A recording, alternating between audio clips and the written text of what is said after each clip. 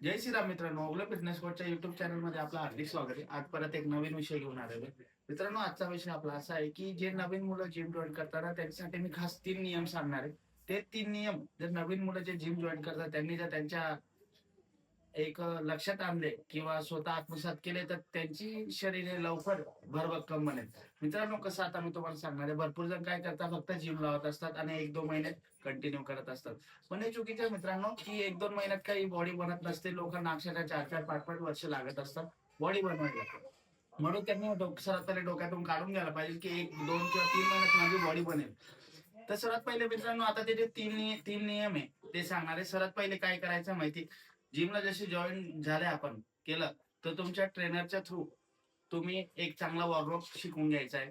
Warm up तुम्हाला daily कुठलाही workout असो, पण डेली तुम्हाला जिमला आल्यावर तुम्हाला वॉर्मअप करणं खूप गरजेचं आहे. कारण की वॉर्मअपने तुमची बॉडी पूर्ण रिलॅक्स होते. हा झाला पहिला नियम. दुसरा नियम आहे, जसं वर्कआउट स्टार्ट करणार तेव्हा तुम्ही कोणाची इगो लिफ्टिंग करू नका. तुम्ही हलकं वजन घ्या, म्हणजे लाईट वेट वजनाने वर्कआउट करा. का? की मित्रांनो, तुम्ही जितकं सुरुवात लाईट वेट वर्कआउटनी करणार ना, तेवढं तुमचे मसल हे चांगल्या पद्धतीने वाढतील आणि एक त्यांना चांगली चालना भेटेल. पुढे जाऊन काही वर्षात ते चांगले भरभक्कम मोठे दिसायला लागतील. म्हणून हलकं वजन यूज करा. त्यानंतर तिसरा नियम असा आहे, की तुम्ही जो फॉर्म आहे, जी टेक्निक आहे, ती योग्य पद्धतीने यूज करा.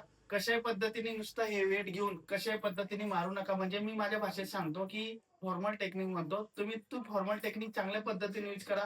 तुम्हाला माहिती नसेल तर तुमच्या ट्रेनरला विचारा तुम्ही आणि त्याला विचारून तुम्ही वर्कआउट करा. चुकीच्या पद्धतीने मारू नका. जर तेव्हा तुमची फॉर्मल टेक्निक ही योग्य असेल तरच जो मसलचा वर्कआउट करता तो मसल तुमचा टार्गेट होणार आहे. म्हणून मित्रांनो, हे 3 नियम आहे.